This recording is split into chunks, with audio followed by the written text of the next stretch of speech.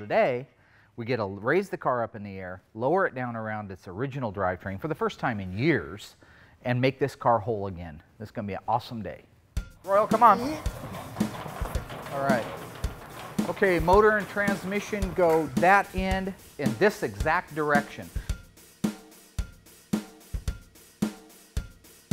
All right. You the man. Inch it. Hard to your right, Joshua.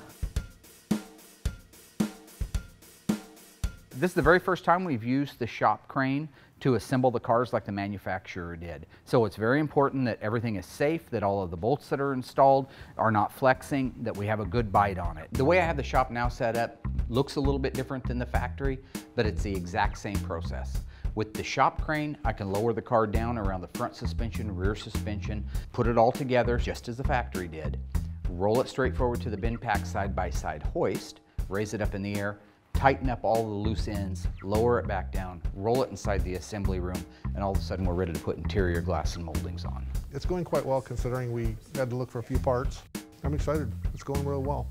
Where are you going? Go, animal. I have a reason to live. You don't. What is that about? That's the strangest laugh I've ever heard. You're a strange looking individual. It's funny because when I was a kid, I did quite a few motors in my different cars. And the way to do it was to raise the car up in the air on jack stands or logs, whatever you had.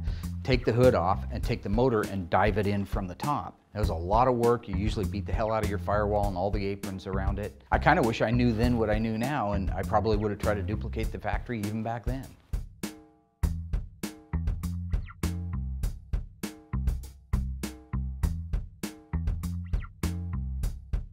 Basically everything went pretty well. There's a few modifications I need to make to the engine cradle so that we can make it more adjustable. I think it'd make lowering the car down the line and everything up a little bit easier if that was adjustable.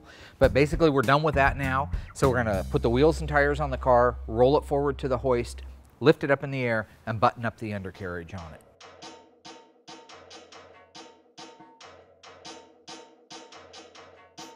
Our 71 Cuda is supposed to have the 15.7 Rally with the Goodyear Polyglass GT60 tires on it. The tires aren't here yet, so I'm going to use the wheels and tires from the Daytona Charger, put them on there just so I can roll the car around and get it back into the assembly room.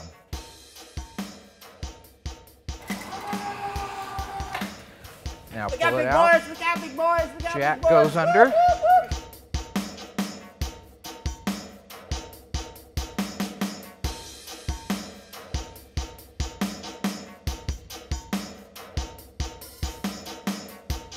Royal steering, that's all I can say is royal steering.